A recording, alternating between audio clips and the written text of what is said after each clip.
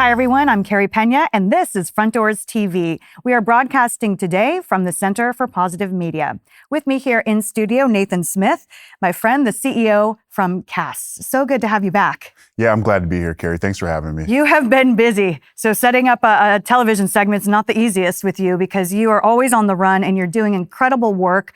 I want to start first by talking to the audience who might not be familiar with CAS. What all do you do? So Central Arizona Shelter Services, known normally by CAS, we are first and foremost, our North Star is that we are an emergency shelter provider. We provide emergency shelter across 3 different locations. We're best known for a single adult shelter that serves 600 single adults every single night. But we've also got a family shelter called Vista Colina. We have 30 apartment style units that we're moving families in. They could be anywhere from 2 to we've had 10 people in a household there. And then we have the Senior Haven, which is a shelter for people who are 55 years and older experiencing homelessness. It's a converted motel. So everyone, just like at the family shelter, also at the senior shelter gets their own unit. So that's what we do. We provide shelter and we provide case management services for those people across those 3 locations. And we have upwards of 850 people with us on any given night. The case management is something that I know you've been very focused on. Why is that part of the equation so important? Case management's huge. It's honestly the difference between someone oftentimes getting into a permanent living situation stably with the supports that they need and not. When we go back and we review the data, that's one of the biggest correlates to a positive housing outcome is were they actively engaged with their case manager? Yeah. And so, for something that is so simple, it does so many different things. It's a person's world.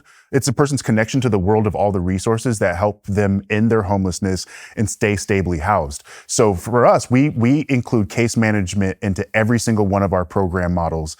And kind of excited to talk a bit about what we're doing at the family shelter because we've revamped the case management model there and are starting to see some really great success. Well, let's lean into that for a moment because I know that you've had since you came in as CEO, you've been really focused on the elderly and families. And unfortunately, the need in both those areas is great. It really is. Yeah. I mean, last check, there was over 300 people on the family prioritization list waiting to get into either shelter or housing, just 300 families, excuse me. And so for us, what we've done in the last year is revamped our program in a couple of key ways. First, for the 30 units, we've kept 26 of them that receive referrals through this coordinated entry system that's managed by another company. And they just make sure that the next person on the list in the community comes in. But we pulled 4 of those off of the coordinated entry list, and now they're just crisis units. A person can walk up, a police department can bring someone. City of Phoenix is our main referral source.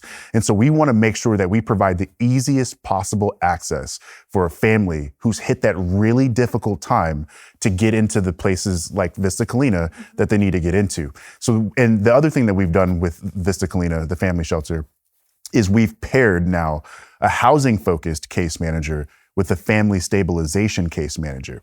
What the family stabilization case manager does is ensures that all of those things that relate to a child's experience, staying connected to school, the parent-family dynamics, and other things for the kiddos, we're also still tracking with and making sure those things don't slip through the cracks while we case manage the heads of household to better employment and to housing.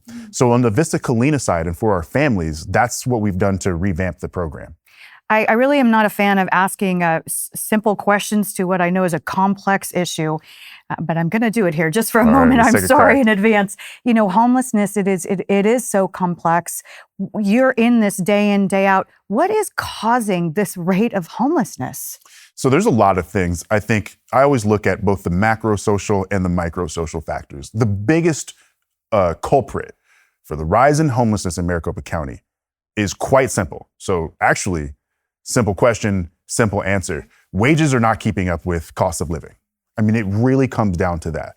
And we see it day to day because we'll have someone reestablish employment, start pulling in income at even the senior facility. I mean, we've got people who are working there.